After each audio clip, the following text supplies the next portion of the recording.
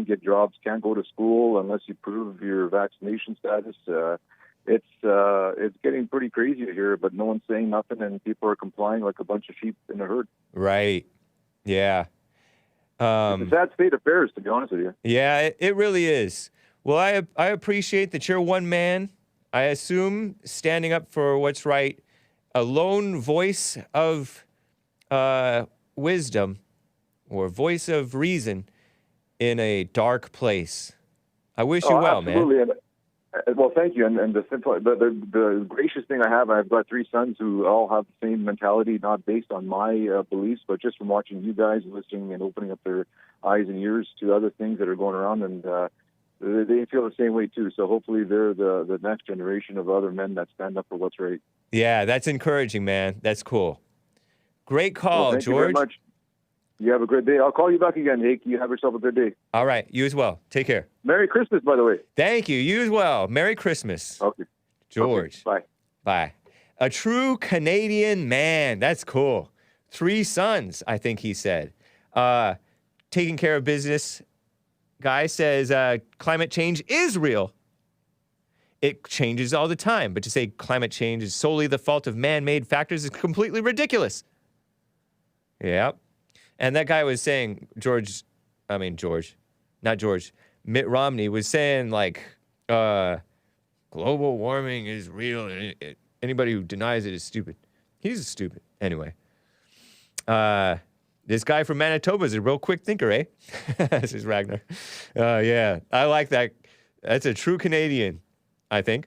Mitt Romney's niece, by the way, is Rona McDaniel, who is the female chairman of the RNC, the Rhino National Committee. Rhino being Republican in name only, if you're not already aware. And they primaried the great Congressman Steve King. So evil. Mitt Romney, his niece, the establishment in general, the Rhinos, most of the Republican Party, and practically all of the Democrats, right? Except the ones who will soon be repenting, right? Let me get to Matt in Tennessee, a first-time caller. Matt in Tennessee, thank you for calling and holding. What's up? Oh, I like the fact that you're talking about the Klan, actually. I appreciate that. Oh, cool. Why do you appreciate it? Well, nobody will even touch it, really. I know, huh? And there's something to it. And the only time they ever talk about it is to make it the boogeyman. Yeah. Nobody, like we never see the Klan out and about today. But that's all people ever go to is the Klan and Hitler and Nazis. Things that don't even exist today. They go straight to that. People who aren't around to defend themselves either, by the way. Exactly. It's like the people calling in to badmouth Jesse when he's out sick. Yeah. It's the same type of thing. Yep. And they'll bring up Emmett Till, Right. It's like, hey, and if you point out all the black crime. And were those even Klan guys who tortured Emmett Till allegedly, according to the claiming? No, I don't think so. They just, those are their 2 go-to things. Right. Yeah. Phony. Well, and I had this thought, like, you see all this black crime. It's completely out of control. It's way, way crazy. And it made me think that's why I was thinking about the Klan, which is kind of synchronicity to what you were talking about, is because, maybe they were just a protection mechanism because they had lost, federal support or, organized protection at the time, because right now we don't really have protection. Right. These criminals are not afraid of the police. Yep. In fact, they pretend to be the police.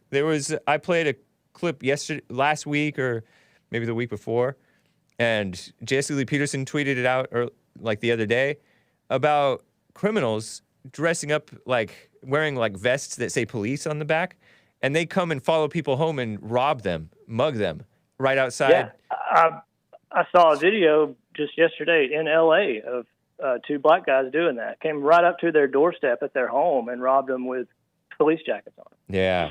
Yep. Sick stuff going on in the world. Watch out, guys. It's an evil world. Yeah. Yeah, and, you're right. Are you? I didn't catch what you said. Were you suggesting that the Klan may have been like a response to the lack of order and the Fed's involvement in the South during those times, kind of like we have today? Yeah, maybe. All that stuff's hard to parse out because there's so many different storylines coming out of the Civil War. Yep. How do you know what's what? But like just looking at it today, it's like, and I don't want to sound like crazy or anything, but it's like we could probably use something like that. I know. Yeah. Unfortunately. I know what you're saying, and I understand. We do need the men of communities to be men in their communities.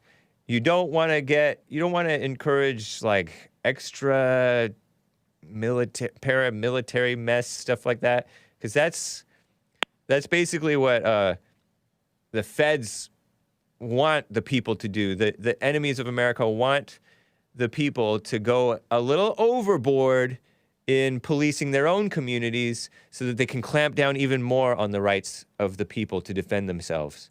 You saw that with the great Jack Bauer, John Wick Rittenhouse, Kyle Rittenhouse. But I totally understand what you mean, man.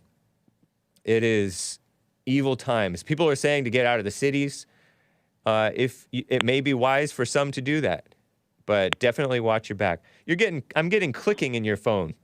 Is your phone? Yeah. No. I'm in my garage. My wife just came home and she opened up the garage door. No. I think it's just other clicking. It's not related to the garage door, I don't think.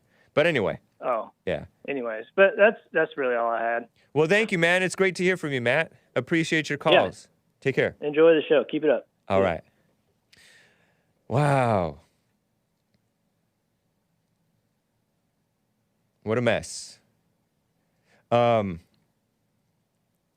Before I get back to calls, let me tell you about this woman and her father. The far-left female-run outlet, The Lily, put out on Twitter, this pro-life attorney general woman's dad was a pro-Nathan Bedford Forrest guy. Interesting. Just to give a little bit more boost to Nathan Bedford Forrest, not that he needs it. He was, by all accounts, a genius, born to be a soldier. Wow, those are amazing statements to make. A hero, a champion, as Chris called him off air. Meet the woman who could bring down Roe v. Wade, says The Lily. The Lily's Twitter bio says, we elevate critical stories about women and gender from Washington Compost. This is the Lily is an offshoot of Washington Compost, subsidized by the billionaire Amazon guy Jeff Bezos, who is an enemy of America, by the way. And the Washington Compost is too, and of course the feminist Lily. They say, meet the woman who could bring down Roe v. Wade, Mississippi Attorney General Lynn Fitch. Her state's abortion ban is being reviewed by the Supreme Court, they tweeted. And that was pretty recently. Fitch believes such laws against abortion empower women. Some blue checkmark Franklin Leonard quote tweeted The Lily about Lynn Fitch. Franklin Leonard, this guy, and he stated, her father turned their family farm, Galena Plantation, into a hunting lodge, featuring the original home of Nathan Bedford Forrest, first Grand Wizard of the Ku Klux Klan, which he transported 40 miles, and according to Fitch Farm's website, returned to its former glory. So this guy, her father, moved the home of Nathan Bedford Forrest to his plantation and turned it, having a hunting lodge and cool. Wow. Very interesting. So this Lynn Fitch, female attorney general of Mississippi, which I'm not a fan of that type of thing going on. Female lawyers, but she's a pro-life woman and she comes from good stock apparently. Like her father was honored American history, right? Very nice. This abortion thing, it is evil. I spotted in my email inbox a town hall op-ed by Dr. John R. Lott Jr., PhD.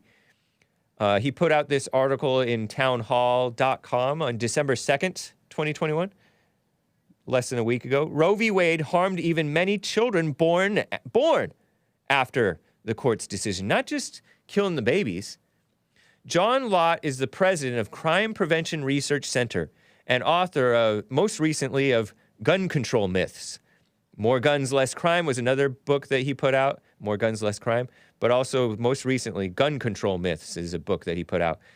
Until January, when Sleazy Joe was put in, John Lott, was the senior advisor for research and statistics at the U.S. Department of Justice's Office of Legal Policy. So the DOJ was not always so corrupt as they are today. It's at times when Trump was in office, Dr. John R. Lott was in the DOJ. He was the senior advisor for research and statistics, and he's good at that stuff. At the U.S. Department of Justice, DOJ, their Office of Legal Policy. Isn't that interesting? DOJ is mostly dumb liberals now. And even back then when he was in there, probably, right? It's hard to just get rid of these evil enemies of America hired by America. What a mess. So this guy says, one often misunderstood fact. Legal abortions didn't start with Roe or even the 5 states that adopted abortion laws similar to Roe v. Wade type rules in 1969 and 1970. Prior to Roe, women could have had abortions when their lives or health were endangered. But many states, including some surprising ones like Kansas, such as Kansas, he said, already had very broad liberal interpretations of what constituted danger to health. Nevertheless, Roe did substantially increase abortions, more than doubling the rate per live birth in the 5 years from 1972 to 1977. Roe v. Wade more than doubled the rate of Roe v. Wade, incidentally, and other stuff going on, whatever, doubled the rate of abortions compared to live births in the 5 years, 1972 to 77. Julie Reichelman, I've talked about her, attorney with Center for Reproductive Rights, fake thing. Reproductive rights means the right of the man to have the woman have the baby. That's real reproductive rights. Hat tip to Mark over there in San Diego, who made that point. She claimed that studies based on actually on causal inference show that legalization of abortion and other changes had benefits for women in society. Not true. Not true. Liberalizing abortion rules ignited vast long-term social changes in America, says John Lott. The 1970s saw major changes, but few realized that research has shown that role that Roe had in helping create them. Nor do people the harm the children born after Roe, as well as many of their mothers. But before we get to those harms, let's discuss the changes. A sharp increase in premarital sex. Wow. A sharp rise in out-of-wedlock births. Wow. A drop in the number of children placed up for adoption. Wow. A decline in marriages occur after the woman is pregnant. You know, the shotgun wedding. Oh, she's pregnant. Now I got to marry her. You know, that type of thing. It's very interesting, and he covers how it increased out-of-wedlock births because the man is like, oh, go get an abortion. Or the woman might not want to have it, so she'll just have it out of wedlock. And the man feels like he doesn't have to be responsible. For blacks, the numbers soared from 35% to 62% out-of-wedlock births. Crazy. Legalized abortion. Encouraging premarital sex. Sex out of wedlock? Stop having sex out of wedlock? And he goes on and has a lot of very interesting stuff in his town hall article. Maybe I'll paste it in there for you guys. Check it out. John Lott. Crazy. Anyway, let me get to Matt in California. He has a question for me. What's up, Matt? How are you? Hey, doing fine, doing well. Nice. I I just, I like hearing you talk about these different cases that are going on and just sort of touching on the hypocrisy. And it can be tough. Like, this whole abortion thing is nuts. It's going to get, like I hear, it's going to get overturned next year. And, Who knows? who knows? But, the black pill in me is saying that, that'll just be something that'll be used for more division. Like Yeah. all these cases, like twisting the truth and using it, like, it seems like there's an attack on the court system in such a way, is Schizo Matt talking, that it's just looking to see how far they can press with restrictions. Like ideally, we would want, the government not mandating anything or being involved in it. And anyway, keep it up talking about it. I don't got anything else to add, useful to add. All right, man. Yeah, that's it, man. It's good to hear from you, Matt. Thank you. What do you think about the Ghislaine? Ghislaine Maxwell. Ghislaine Maxwell. I I don't know haven't. if you can talk about that, or they'll shut off your internet. Oh no, I don't think they'll do that. Okay.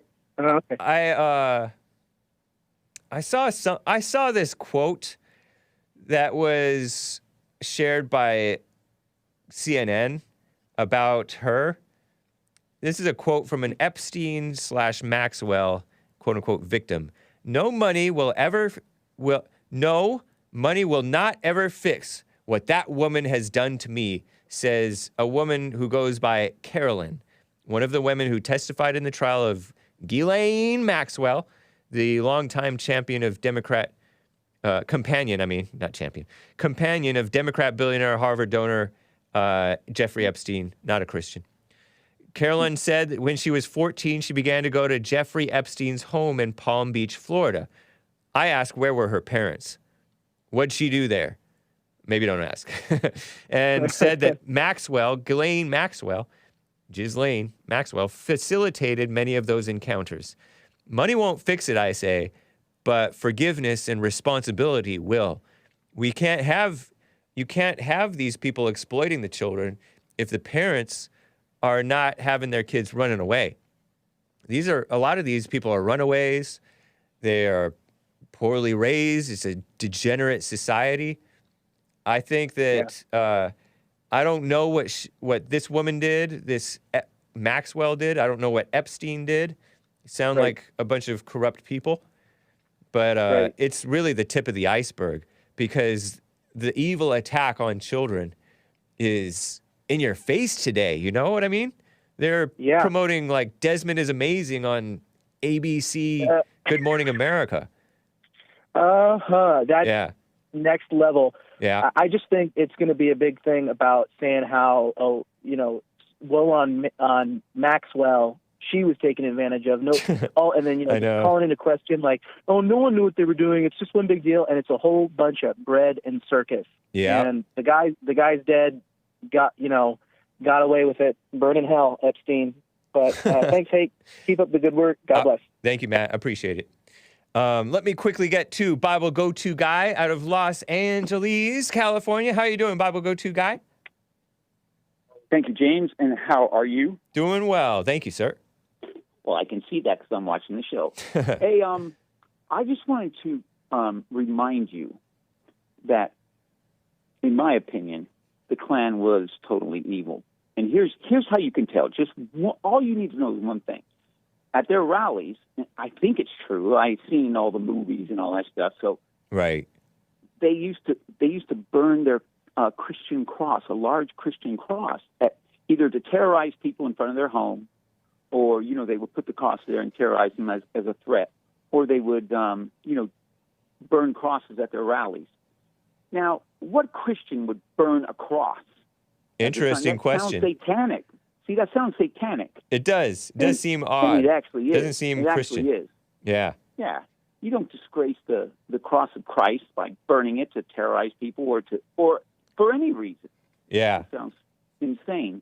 So fair point. Never forget the Klan has always been, the Democrats were behind. That was like the military or the militia arm of the Democrat Party back in those days. Yeah. And the Democrat Party has always been communist, socialist. Really? It's just evolved into that over time. But It's worse, anytime- but they're worse today than I think that they ever have been. Of course, though, of course. But I think that the spirit of communism was in them, way back when. And as far as Martin Luther King is concerned, he had communists. Known FBI knew that they were communists, and had them marked down. That's why they sealed the records of Martin Luther King, because there was maybe more communists than we know about in his organization. Wow. And they sealed the records for 50 years. Who in the heck seals a record for 50 years for somebody who's already deceased and moved on? And that's so, like they seal Obama's records, his school records for 50 I know. years. What's that all about? Yeah. Who cares about your school records except that he was probably a total fraud in school? High school graduation is probably as far as he went. Yeah.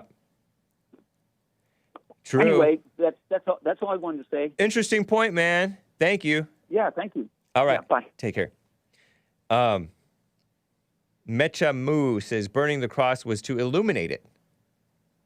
Cross burning is to protest the veneration of the cross and other idol worship, says Nate Higgers.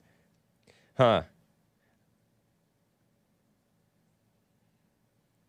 All right. Anyway, guys, let me get to William in California very quickly here. William, thank you for holding. What's up? Hey, how you doing, man? Doing well, thank you. This thing about the KKK, when people reach back, especially, black people or black people, African Americans, they like to reach back to the KKK. Oh, they've been torturing us for hundreds of years. Look, the KKK have not been around for hundreds of years. They only came around after the Civil War. Right. We didn't need the KKK before the Civil War because you were slaves. Right. Yep. You see?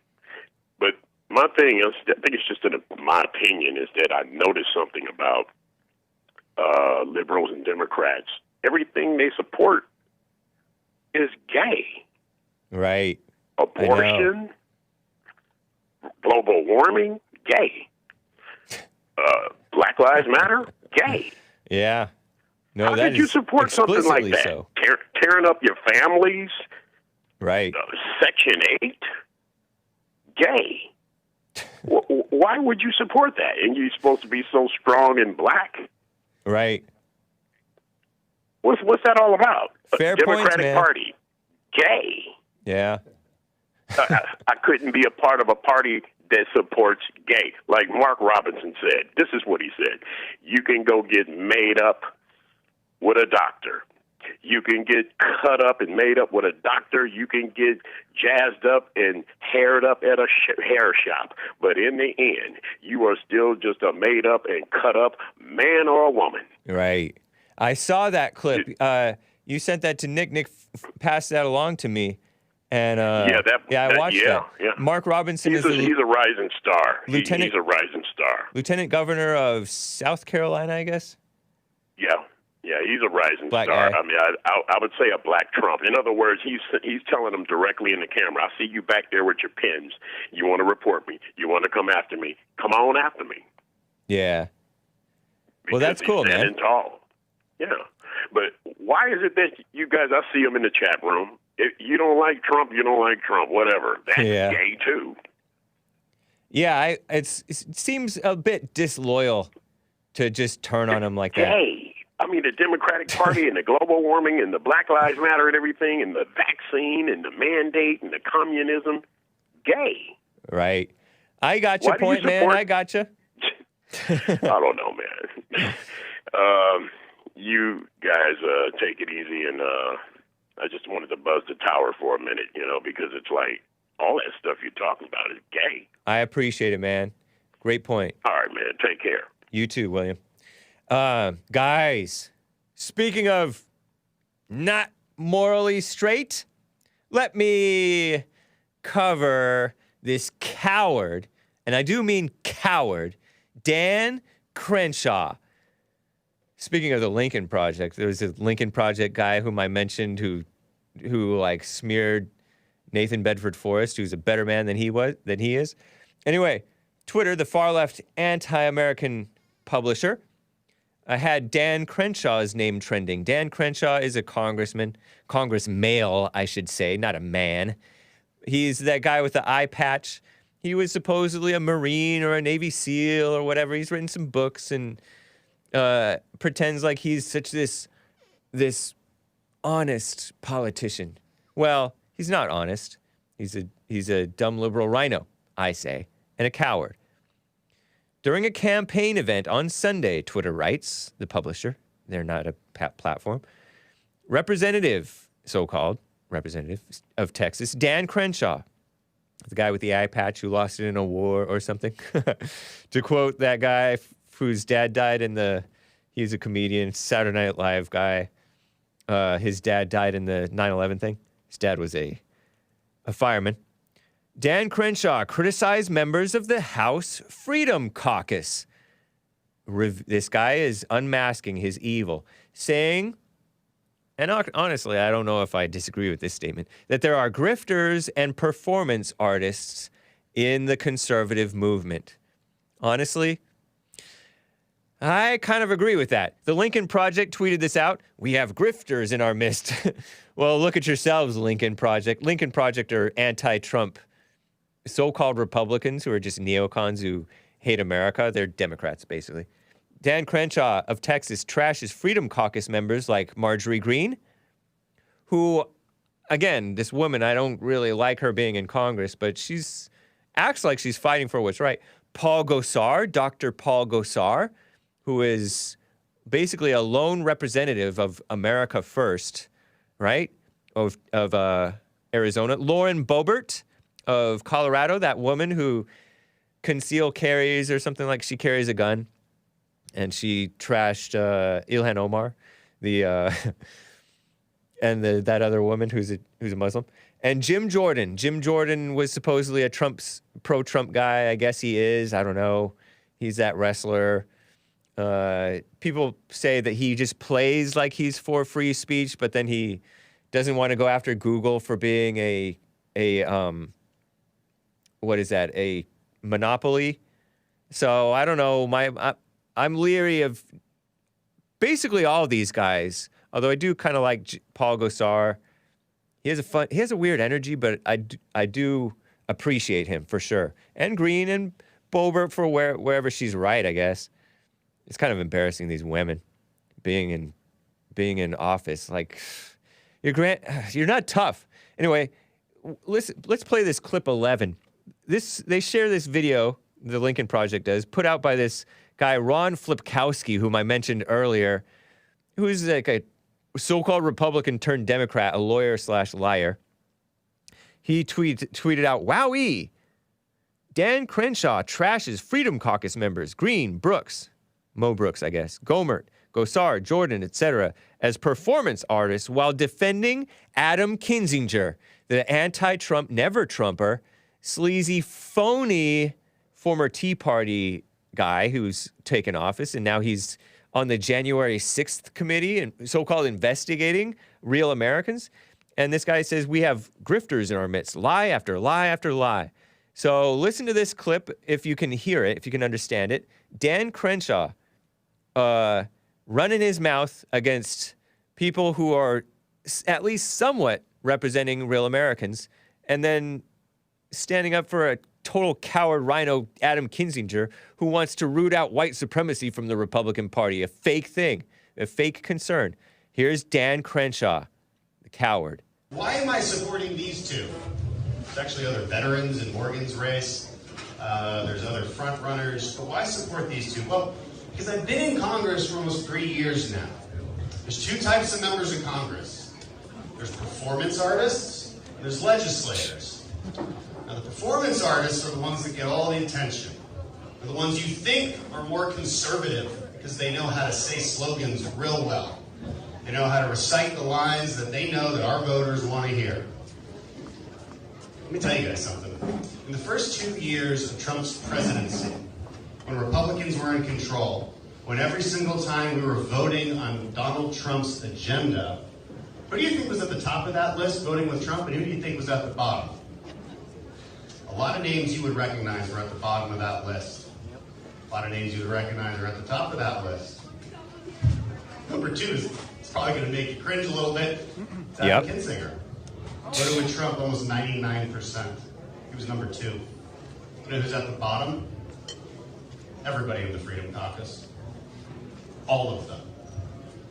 What you hear so often is not true. It's not true. We have grifters in our midst. Not here, not like in this room. That's not what I mean. I mean in this room. Conservative movement.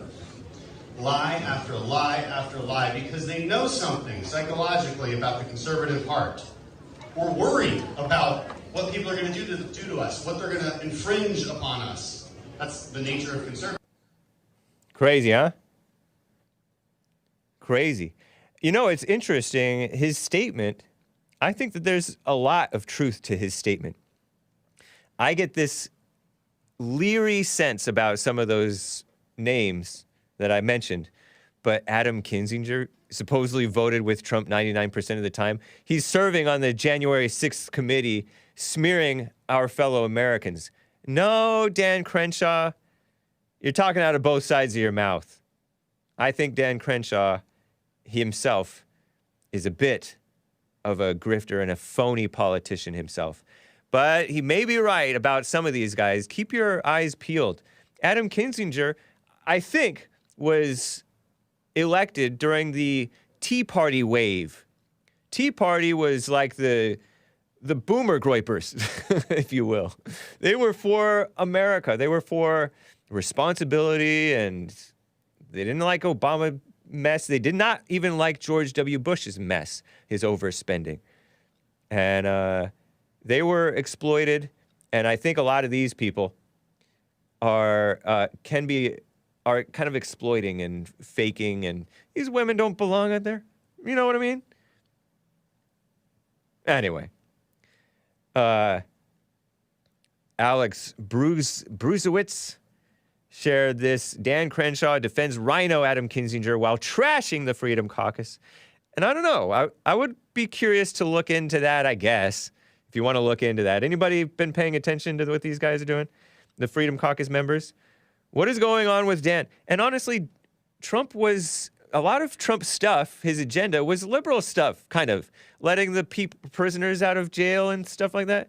Of course, Adam Kinzinger would kiss up to the blacks and the criminals like that. And of course, the Freedom Caucus people would not be for that, right? So, and I love Trump. You guys know me, I think.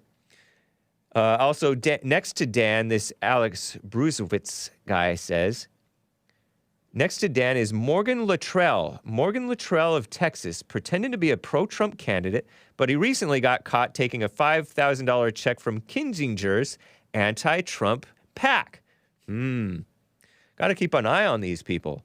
Some MSNBC guy, Eric M. Garcia, tweeted, I see Dan Crenshaw is trending for trashing Marjorie Greene and all of them. He'll earn plaudits as a brave Republican, but it's best to read Tim of DC's review of his book. Article from the Bulwark, Tim Miller, previously political director for Republican Voters Against Trump, communications director for Jeb Bush of 2016, and spokesman for the Republican National Committee, who are enemies of the real Republican voters. He put out an article, The Stories Dan Crenshaw Tells Himself. I think these are all snakes. I think they're all snakes. And with the exception of Paul Gosar, maybe, right? I like Paul Gosar. Anyway, I just had to share that with you. Did you know in the last 5 minutes here, Mel Gibson is under attack by the media, mainstream media, or sleazy people. CNN's Jake Tapper, who is not a Christian, I think he's Jewish, and he dated Bill Clinton's mistress before. Did you know that?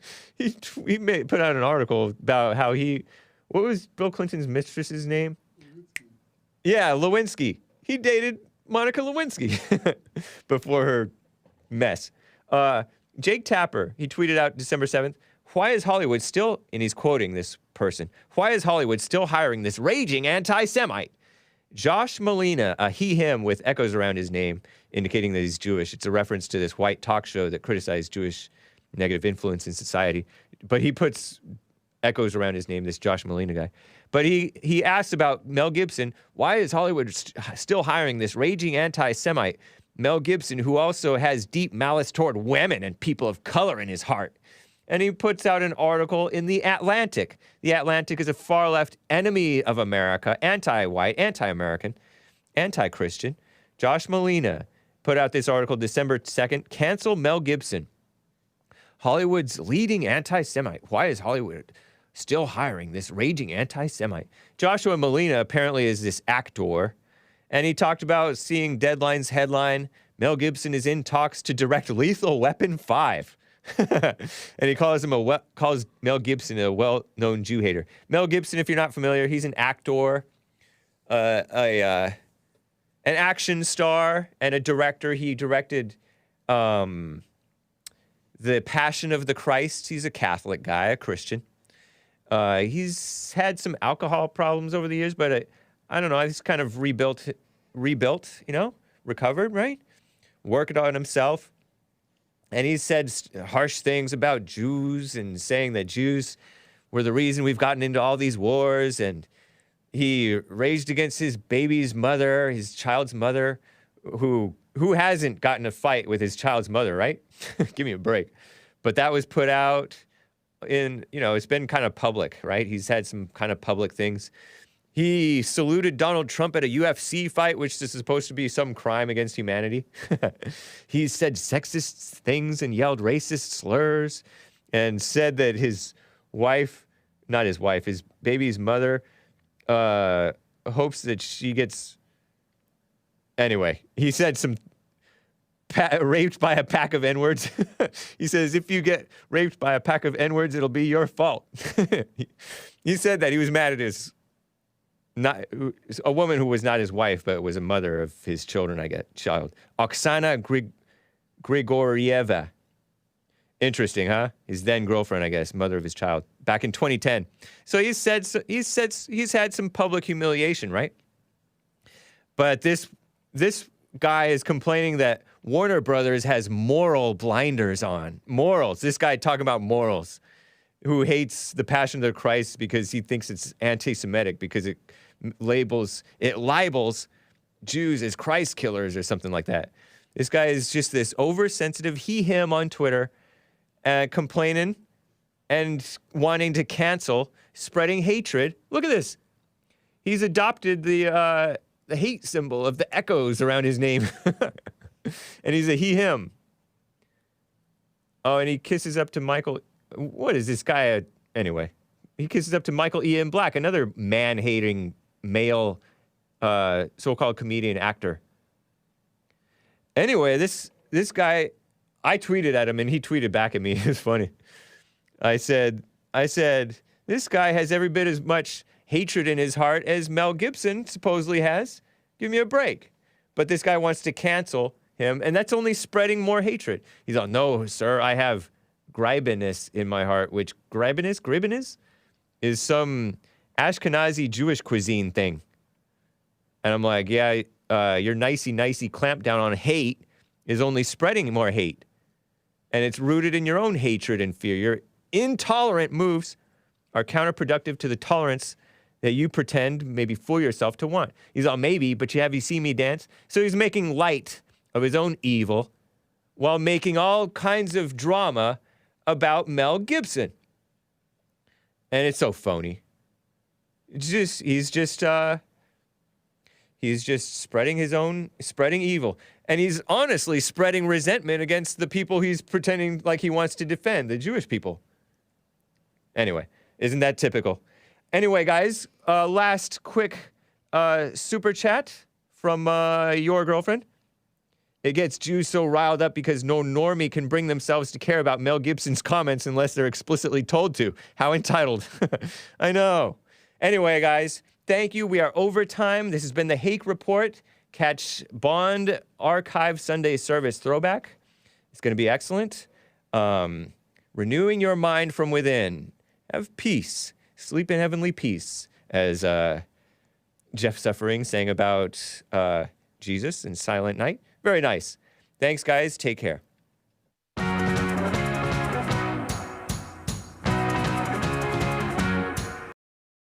The climate crisis is here. And methane pollution from fossil fuels is making it worse. President Biden's new rules on methane pollution could make a big difference. And we have to take some bold action now. We've got to move. But oil and gas companies want to add a loophole and keep polluting. Mr. President. Mr. President. Mr. President, do you think my family and my community aren't worth protecting? If you don't stand up to big oil, you are saying no. You are saying no. You are saying no to my future.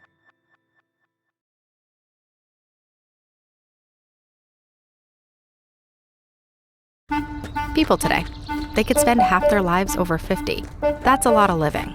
So make sure the good things in life live as long as you do. This is just slow-mo karate? Just slow-mo karate. The younger you are, the more you need AARP. Join today.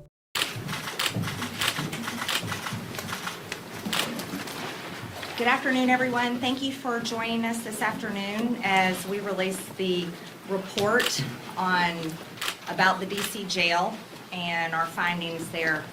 Unusually cruel.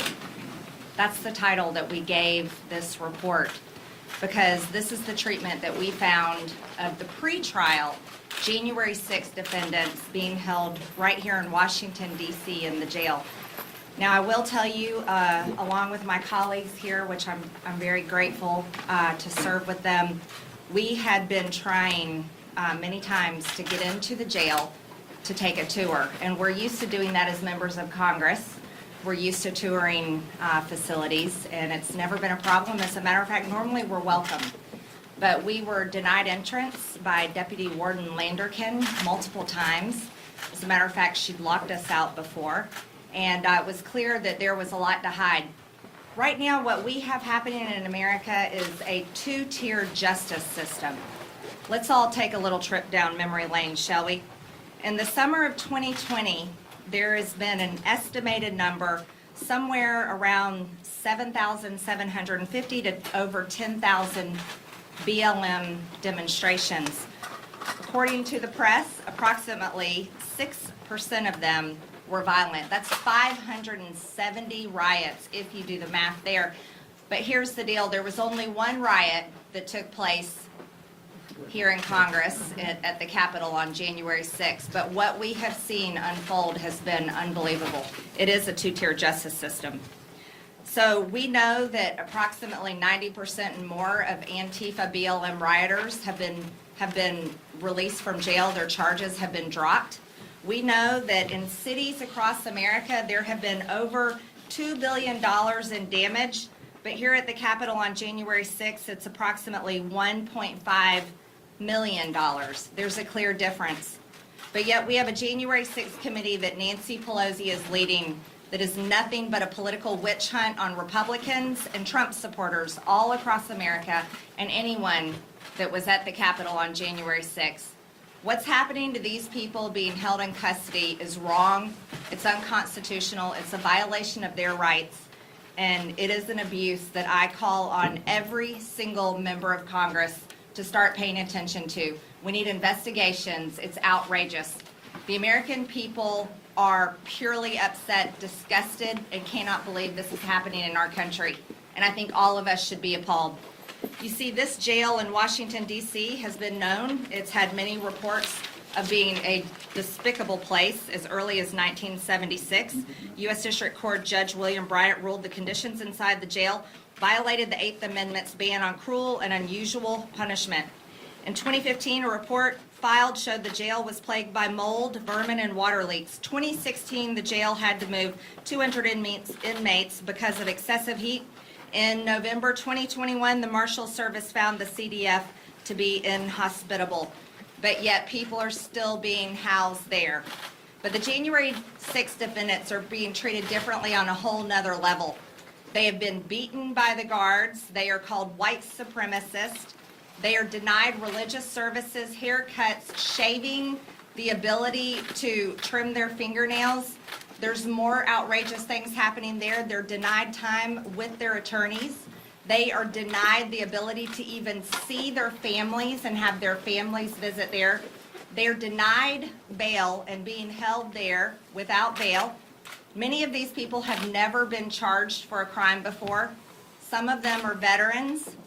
and the treatment is unbelievable. They are told they have to denounce President Trump.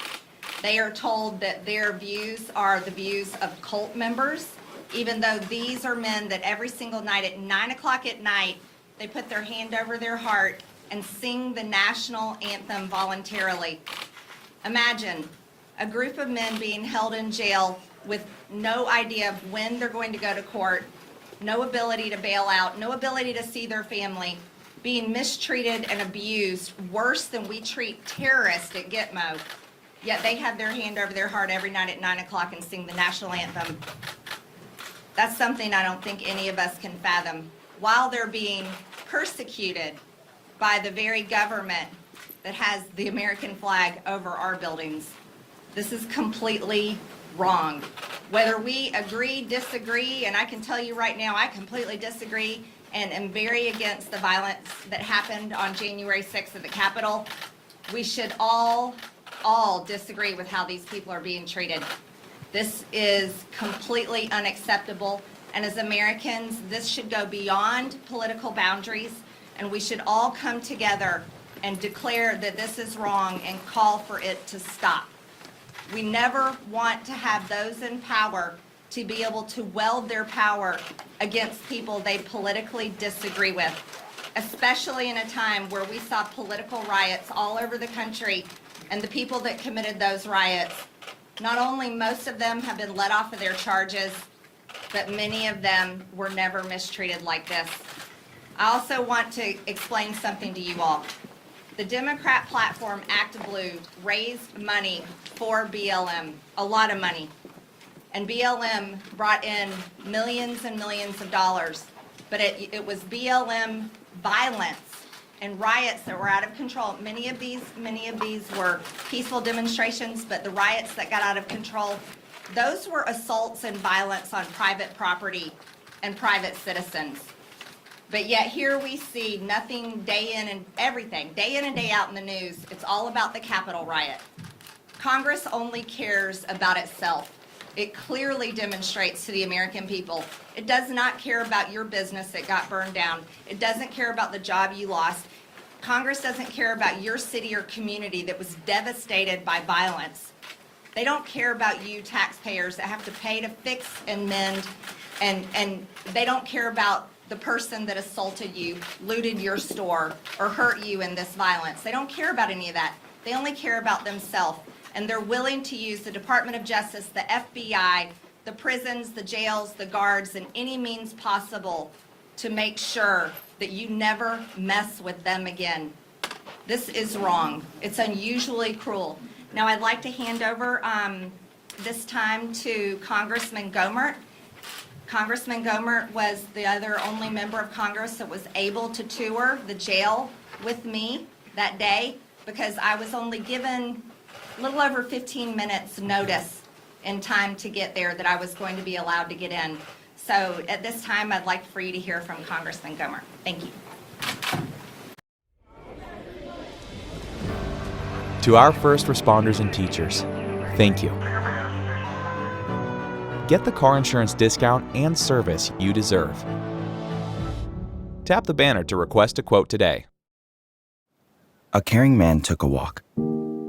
Everywhere he looked, people suffered. Anxiety ran high, hope dwindled, hatred rose. His neighbors had lost trust in the system and in each other. I need to do something, he thought. I'll bring them together and feed them. Around the dinner table, they can talk and see how much they have in common. Shared struggles, shared joy, shared pain. So he prepared a feast and invited all into his home. But some refused to sit at his table because they chose to only see differences. Thank you. Marjorie, thank you for your work, your efforts.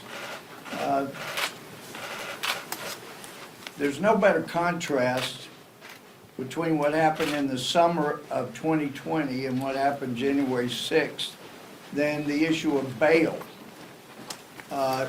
We hear from many people that participated in destroying federal buildings, police buildings, looting, then that they had no bail, so they were immediately allowed to be released.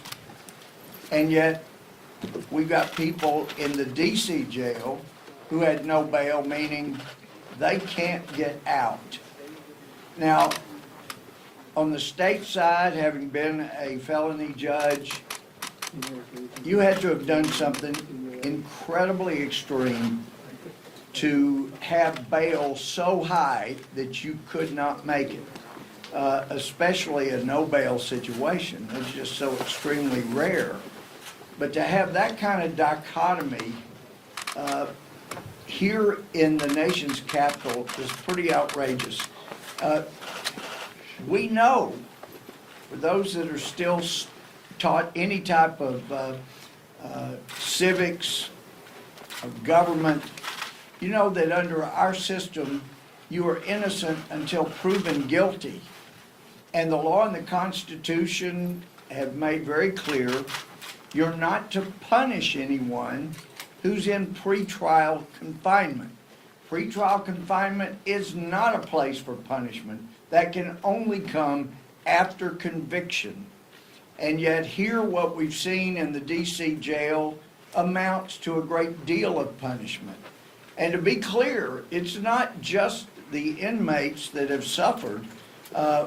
As Marjorie and I toured the DC jail, some of the conditions were so astounding. I've asked more than one guard, have you ever worked in a